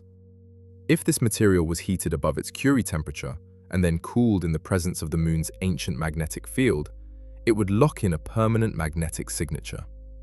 The magnetic anomalies would be fossils, records of impacts that occurred while the Moon's dynamo was still active. The third explanation is the most recent and possibly the most compelling. A 2024 study published in the Journal of Geophysical Research, Planets, by Liang and Kropotkin, showed that high titanium magma cooling underground can produce strong enough magnetism to explain the observed anomalies. When magma rich in titanium-bearing minerals crystallizes slowly beneath the surface, the iron titanium oxide minerals that form can carry an intense magnetic signature, especially if the crystallization occurred while the Moon's ancient field was still active. The magnetic anomalies in this model are not surface deposits. They are underground magnets buried deep in the crust, projecting their fields upward through miles of rock. In February of 2026, researchers from Oxford published findings that helped settle a decades-long debate about the Moon's magnetic field history. Previous studies had produced contradictory results about when the lunar dynamo operated, how strong it was, and when it died. The Oxford team showed that both sides of the debate were partially correct. The field existed in multiple phases, operating at different intensities at different times, before finally dying out approximately 1 billion years ago. The magnetic tattoos on the Moon's surface are records of that complex magnetic history, written in iron and frozen in time. NASA had planned a dedicated mission to investigate Rhina Gamma up close. The Lunar Vertex mission was originally scheduled for 2024 and would have sent a lander and a small rover directly into the swirl to take the first surface-level magnetic measurements.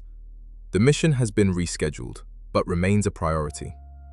Until a magnetometer is placed directly on the surface of a lunar swirl, the exact nature and origin of these magnetic anomalies will remain uncertain. The Artemis II crew saw Rhina Gamma from 4,000 miles above. They photographed it, they described it, but they could not solve it. The swirl remains one of the Moon's most beautiful and frustrating mysteries. A bright brushstroke on a dark canvas, a tattoo from a field that no longer exists, a message written in magnetic ink by a process that scientists are still learning to read. But the magnetic mysteries of the Moon's surface are just the beginning, because the biggest geological feature the Artemis II crew flew over is not a swirl. It is a hole, a basin so vast it is visible from Earth with the naked eye, and what lies at the bottom of it may hold the key to understanding not just the Moon, but the formation of the entire solar system. Chapter 11. The Basin at the Bottom of the World. The Oriental Basin was the primary geological target of the Artemis II flyby, and the crew did not disappoint. Oriental is a nearly 600-mile wide impact crater that straddles the boundary between the near and far sides of the Moon. It was formed approximately 3.8 billion years ago when a massive object struck the lunar surface with enough energy to send shock waves rippling outward in concentric rings. Like the rings you see when you drop a stone into still water. Those rings are still there, preserved in rock. 3 enormous circular mountain ranges nested inside one another. The Cordillera Mountains on the outside, the outer Rook Mountains in the middle, and the inner Rook Mountains closest to the center. The basin floor between the rings has been partially flooded by lava, but the ring structures remain the most dramatic intact impact feature on the near side of the Moon. As Orion approached and then passed Oriental, the crew observed it from continuously changing angles. This parallax effect gave them a 3-dimensional sense of the basin structure that no single orbital photograph can provide. Reid Wiseman reported seeing brownish tones in the outer rings, Victor Glover described the same features differently, perceiving slightly different colors. This discrepancy was not a problem. It was exactly the kind of data NASA wanted. Different observers perceiving different color nuances from different angles under different lighting conditions. All of it feeding into a richer picture of the basin's mineral composition than any satellite could assemble. Oriental is scientifically important because it is the youngest large basin on the near side of the Moon. It is the best preserved example of what happens when an enormous asteroid hits a world with no atmosphere, no water, and no plate tectonics to erase the evidence. By studying Oriental's ring structures, scientists can reconstruct the physics of giant impacts, how the shockwave propagated, how the crust fractured and rebounded, how molten material flowed into the basin, how the rings formed and stabilized. Everything we know about large-scale impact mechanics on rocky bodies draws heavily on Oriental. Northwest of Oriental, on the far side, the crew observed Hertzsprung crater. Hertzsprung is nearly 400 miles wide and significantly older than Oriental. Where Oriental's rings are sharp and dramatic, Hertzsprungs have been battered and softened by billions of years of subsequent impacts. The contrast between the two basins is a visual time-lapse of geological aging on a world without weather. On Earth, a 4-billion-year-old impact crater would be long gone, erased by erosion, burial, and plate tectonics. On the Moon, the craters persist.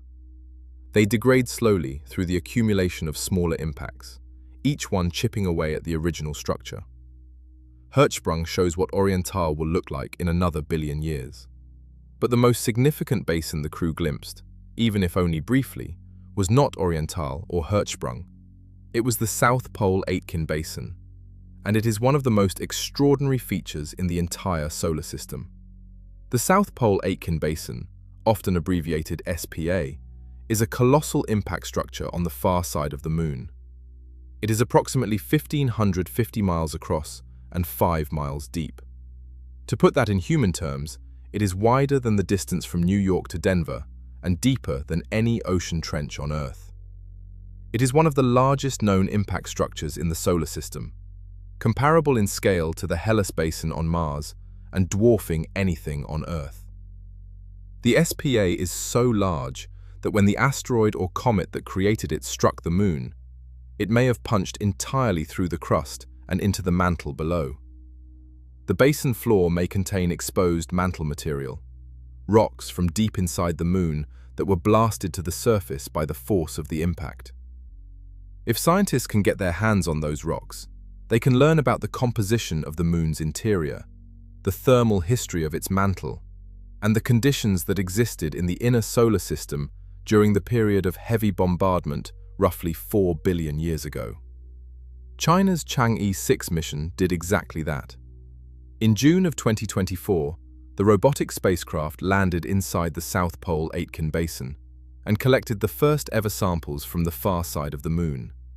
The samples were returned to Earth, and the results, published in the journal Nature in July of 2025, across 4 separate papers, were revolutionary. The far side mantle, as revealed by the Chang'e 6 samples, is what scientists call extremely depleted in incompatible elements. These are elements that do not fit easily into the crystal structure of common minerals and tend to concentrate in liquid magma during melting processes. On the near side, incompatible elements are abundant, part of the creep signature that drives volcanic activity. On the far side, they are almost absent. The two hemispheres of the Moon are chemically distinct in ways that go far deeper than surface appearance. And the water data was perhaps the most consequential finding for future exploration. The far side samples contained less than 2 micrograms of water per gram of rock. The near side, by comparison, can contain up to 200 micrograms per gram. The far side is essentially bone dry. This was not entirely unexpected, since the far side lacked the volcanic outgassing that could have delivered water-bearing minerals to the surface. But the magnitude of the difference was striking. For mission planners, this dryness is a serious constraint. Water is the most critical resource for any long-term lunar presence. It is needed for life support, for growing food in greenhouses, and for manufacturing rocket propellant through electrolysis, splitting water molecules into hydrogen and oxygen. The oxygen is breathable, the hydrogen is fuel. Without water, a permanent base becomes entirely dependent on resupply from Earth, which is ruinously expensive. This is why the lunar South Pole has become the target for the next generation of missions. The South Pole contains permanently shadowed craters, regions where sunlight has not reached for billions of years. Temperatures in these craters can drop below -230 degrees Celsius, cold enough to trap and preserve water ice delivered by comets and asteroids over billions of years. Multiple spacecraft have detected signatures consistent with water ice in these shadows, including NASA's Lunar Reconnaissance Orbiter and India's Chandrayaan-1 mission. If the ice is there in usable quantities, it changes the economics of lunar exploration completely. Artemis 3 plans to land astronauts near the South Pole in part to investigate these ice deposits. Artemis 4 will build the Lunar Gateway space station in a near rectilinear halo orbit around the Moon, providing a staging point for surface missions. The long-term vision is a permanent human outpost, a base camp for science, for resource extraction, and for the eventual journey to Mars. The Artemis 2 crew only got a small glimpse of the lunar South Pole during their flyby. Their trajectory and the lighting conditions limited what they could see, but their observations of Oriental, Hertzsprung, and the far side terrain all feed into the geological picture that will guide the missions ahead. Every photograph, every verbal description, every color observation contributes to the map that future astronauts will use when they land. The crew's observation period was nearing its end, but the most spectacular sight of the entire mission was still ahead. Because, as Orion continued along its trajectory, the sun began to slip behind the Moon. And for the next 57 minutes, the Artemis 2 crew witnessed something no human being had ever seen before. A total solar eclipse from behind the Moon. An eclipse that lasted not minutes, but nearly an hour. Chapter 12. The eclipse that lasted an hour. On Earth, a total solar eclipse is one of the rarest and most powerful experiences a human being can have. It lasts minutes, sometimes less than 2. The Moon slides across the face of the Sun, the sky goes dark, the corona appears, and then it is over. People travel thousands of miles for those few minutes. They weep, they scream, they describe it as life-changing. Now take that experience and multiply it by 30.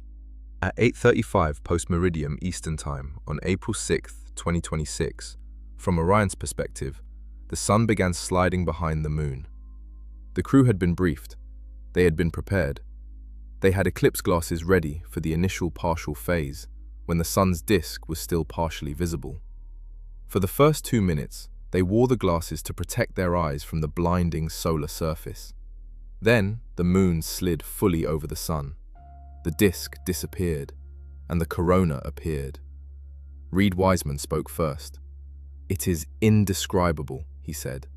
"No matter how long we look at this, our brains are not processing this image in front of us. It is absolutely spectacular, surreal. There are no adjectives. I need to invent some new ones." Victor Glover followed. "Humans probably have not evolved to see what we are seeing," he said. "It is truly hard to describe. It is amazing." On Earth, totality during a solar eclipse lasts a few minutes at most, because the Moon's shadow moves across the Earth's surface at roughly 1,000 miles per hour. You are standing in one spot, and the shadow sweeps past you.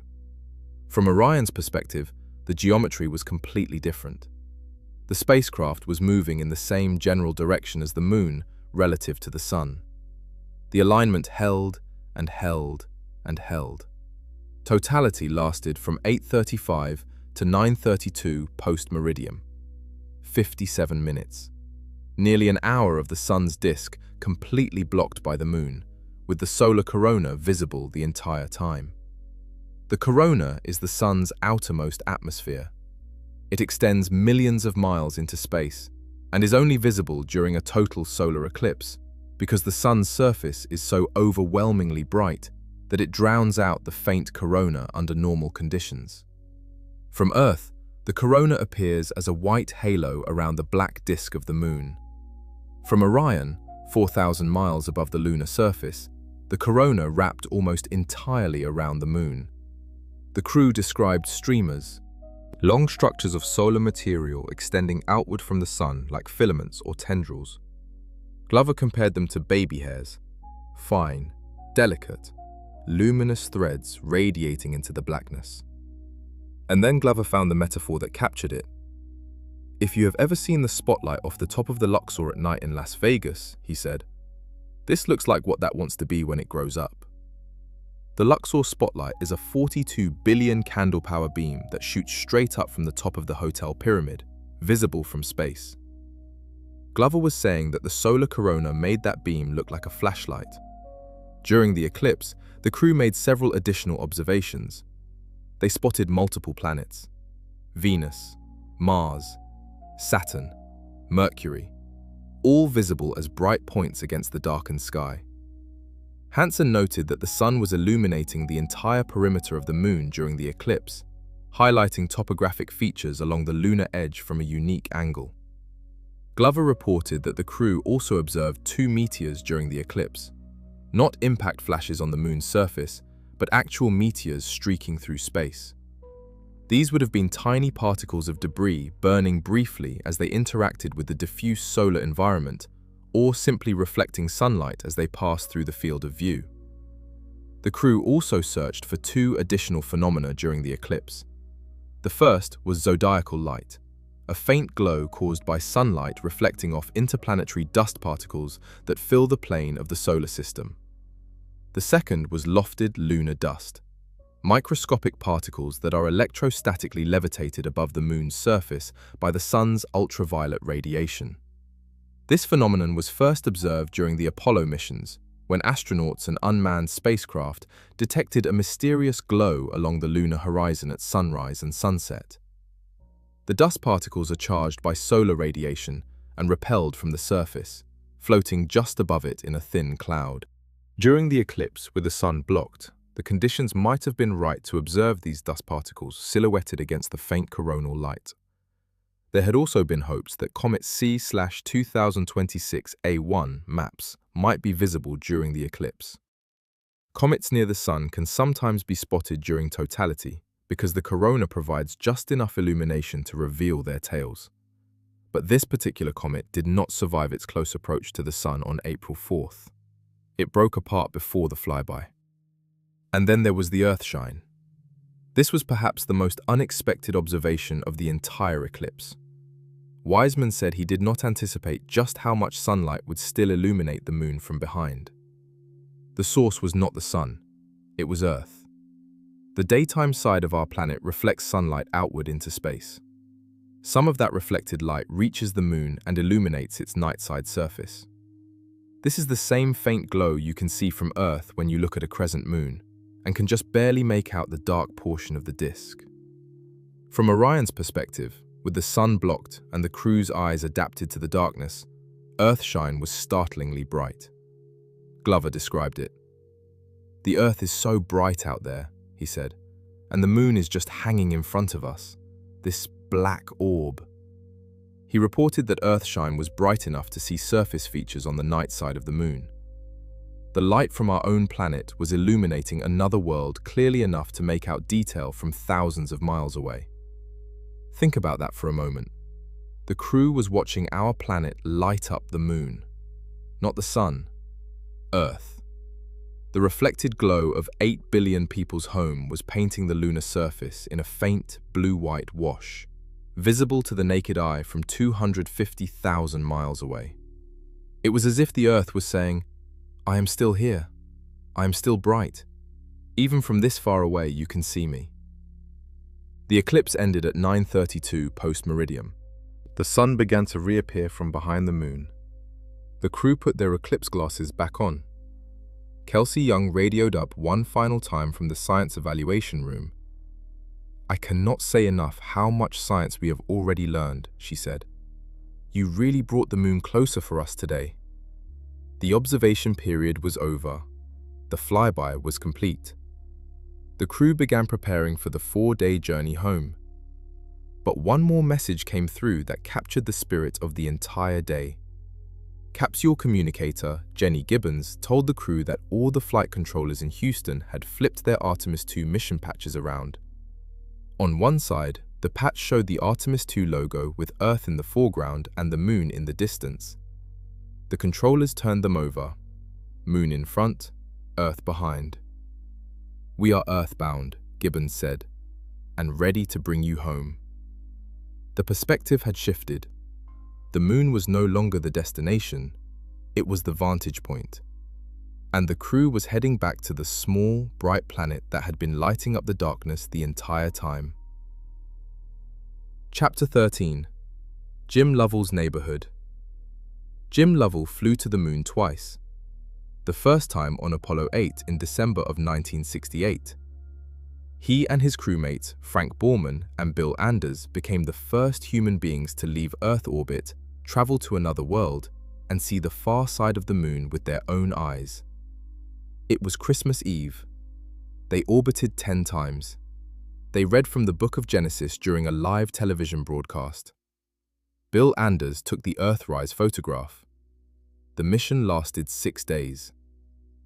The second time, on Apollo 13 in April of 1970, Lovell commanded a crew that nearly died. An oxygen tank exploded 2 days into the mission, crippling the spacecraft. The crew used the lunar module as a lifeboat. They swung around the far side of the Moon, using its gravity to fling them back toward Earth. During that swing, they set the record for the farthest distance any human had traveled from home. 248,655 miles. They made it back alive. Barely. Jim Lovell lived another 55 years after that. He watched the Space Shuttle program. He watched the International Space Station being built. He watched Mars rovers send back photographs. He watched the Artemis program take shape. And 2 months before his death in August of 2025, at the age of 97, he sat down and recorded a message for the crew that would finally break his record. "Hello, Artemis II," he said. "This is Apollo astronaut Jim Lovell. Welcome to my old neighborhood. It is a historic day, and I know how busy you will be, but do not forget to enjoy the view." Mission Control beamed the recording up to Orion on the morning of the flyby. The crew listened to the voice of a man who had circled the Moon at Christmas and nearly died trying to get home. A man who had seen the far side, experienced the blackout, watched Earth rise, and carried those memories for more than half a century. A man who understood better than almost anyone alive what the Artemis II crew was about to go through, and who wanted them to know, above all else, to enjoy it. The crew carried Lovell's Apollo 8 silk mission patch aboard Orion. The same patch that had flown to the Moon in 1968 was now flying to the Moon again in 2026. Wiseman held it up during the flyby. "It is just a real honor to have that on board with us," he said. "Let us go have a great day." The connection between Apollo and Artemis is not just symbolic, it is structural. Artemis II flew the same free return trajectory as Apollo 13, using the Moon's gravity to swing around the far side and slingshot back toward Earth. The same physics, the same path through space. But unlike Apollo 13, there was no emergency. The spacecraft was healthy. The crew was prepared. The mission was proceeding exactly as planned. This time, the view was the point. But the crew was not the same as Apollo's, and that difference matters. Christina Koch became the first woman in history to travel beyond Earth orbit. She already held the record for the longest single spaceflight by a woman. 328 days aboard the International Space Station. Now, she had added another first. Koch described the mission in one word: humility. Victor Glover became the first black astronaut on a lunar mission. He had previously served as pilot on the SpaceX Crew Dragon mission to the ISS. During the flyby, Glover delivered an impromptu message that captured the overview effect in its purest form. "Trust us," he said. "You look amazing. You look beautiful. You also look like one thing. Homo sapiens is all of us. No matter where you are from or what you look like, we are all one people." Jeremy Hansen became the first non-American to fly to the moon. A Canadian Space Agency astronaut and former fighter pilot, Hansen brought a quiet intensity to the mission that emerged most powerfully during the Carroll Crater naming. But it was his words at the moment the crew broke the Apollo 13 distance record that set the tone for the entire enterprise. "We most importantly choose this moment," he said, "to challenge this generation and the next, to make sure this record is not long-lived." That sentence deserves to be heard twice. He did not celebrate the record, he challenged the future to break it. The record exists to be broken. Artemis 3 will land humans on the moon. Artemis 4 will build a space station in lunar orbit. The goal is not to visit, it is to stay. And eventually, it is to go further. Mars, the asteroids, the outer solar system.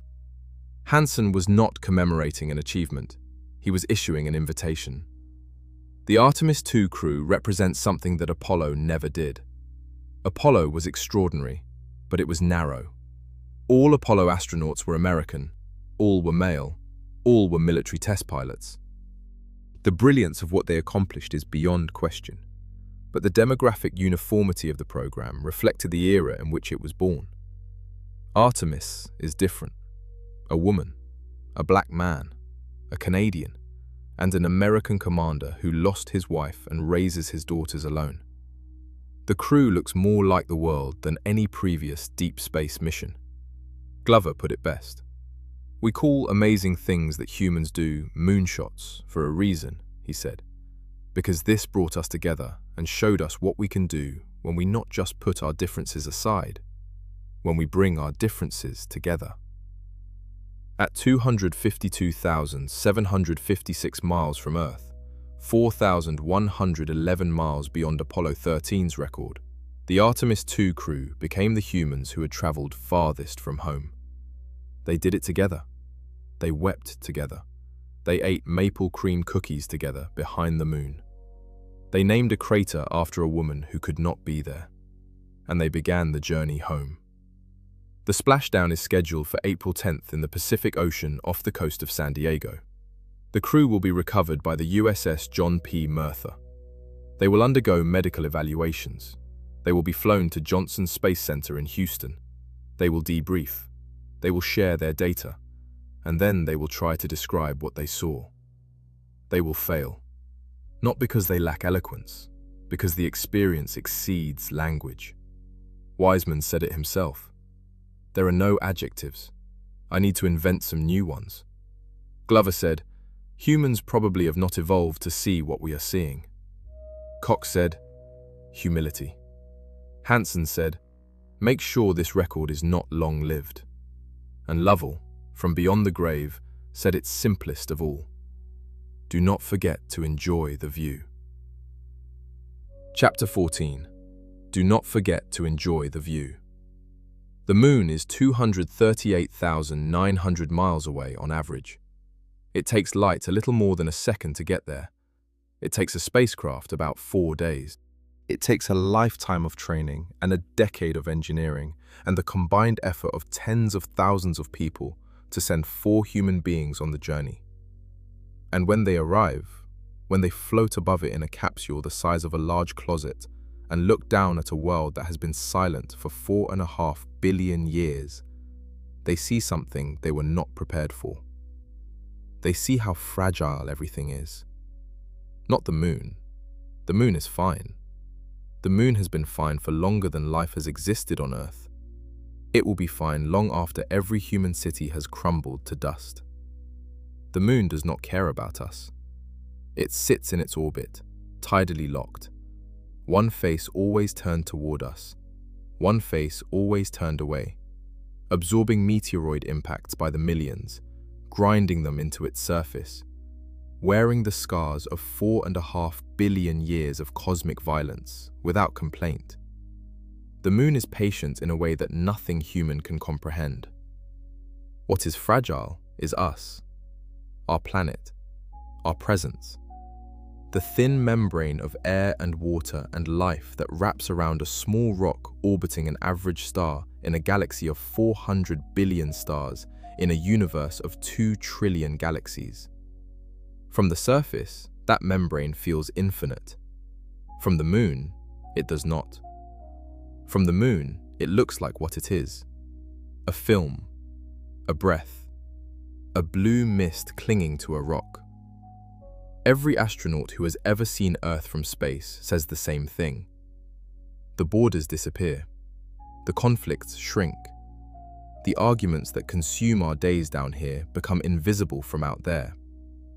What remains is the planet itself, blue and white and impossibly bright against the black. The only home, the only one. Glover saw it and said, "You look like one thing." Koch saw it and said, "Humility." Wiseman saw it and searched for adjectives and found none. Hansen saw it and challenged the future to go further. The Artemis II mission lasted 10 days. The flyby lasted 7 hours. The eclipse lasted 57 minutes. The blackout lasted 40. The Carol moment lasted maybe 2. And yet those moments contained more wonder, more grief, more beauty, and more truth than most people encounter in a year. Because space does that. It compresses experience. It strips away the noise. It forces you to confront what matters by removing everything that does not. The crew saw 6 impact flashes on the moon, 6 rocks from deep space detonating on a world with no defense. They saw the far side, battered and ancient, a hemisphere of craters that has been hiding in plain sight for the entire history of human civilization. They saw the two-faced moon, one side shaped by radioactive fire, the other left cold and barren by a chemical coin flip that occurred before life existed on Earth. They saw Earthrise. They saw the Terminator. They saw mountain peaks so bright they looked like snow. They saw the corona of the sun wrap around the moon like a crown of white fire. They saw Earthshine paint the night-side surface with the reflected glow of their home planet. And they saw each other cry. The data from Artemis II will be analyzed for months. The crew's photographs, verbal descriptions, and color observations will be compared with satellite imagery and ground-based monitoring data. The impact flash reports will be cross-referenced with citizen science observations. The magnetic anomalies will be studied. The far-side geology will be debated. The water data will inform the design of future missions. The science is real, and it matters. But the science is not the only thing that matters. What matters is that 4 people from different backgrounds, different countries, different life experiences went to the moon together and came back changed. What matters is that a man named a crater after his dead wife, and the whole world stopped to listen. What matters is that a 97-year-old astronaut who had seen the far side 58 years earlier recorded a message for the next crew and told them not to forget to enjoy the view. What matters is that a woman became the first to fly beyond Earth orbit and described the entire experience with a single word: humility. What matters is that we went back. For 53 years, the moon sat there waiting. No human had visited since 1972. We built space stations, we launched telescopes, we sent rovers to Mars, but we did not go back to the moon. An entire generation was born, grew up, grew old, and never saw a human being travel beyond low Earth orbit. The moon became a memory, a place we had been once, briefly, and then abandoned. Artemis II ends that abandonment, not with a landing, that comes later, but with a return, with human eyes on the lunar surface again, with human voices describing what they see, with human tears floating in microgravity beside a window that frames a world no photograph can fully capture. The next missions will go further. Artemis III will land near the South Pole. Astronauts will walk on the moon for the first time in more than half a century. They will search for water ice in permanently shadowed craters. They will drill into the regolith.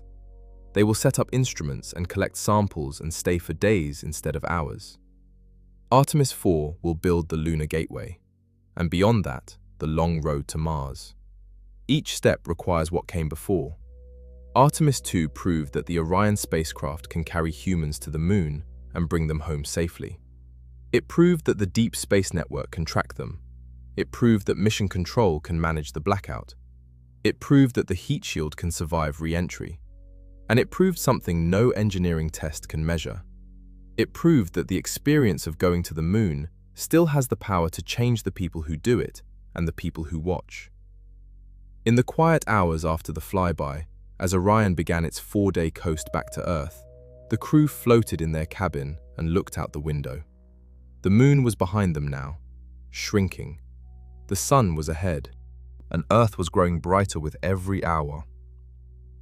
The mission patches in Houston had been flipped. Moon in front, Earth behind. Earthbound, ready to bring them home. Somewhere in the darkness behind them, a crater called Carroll caught the sun's light and glowed. If you enjoyed this deep journey through science, space, and the mysteries of our moon, please like this video and subscribe to the channel. Your support makes these detailed stories possible. Tell us in the comments what surprised you most about what Artemis 2 saw. And what should we investigate next? These are not just questions for scientists, they are questions for all of us. Because the moon is not just a destination, it is a mirror. And what we see when we look at it depends on who we are when we look. Thank you for listening. We will see you in the next investigation.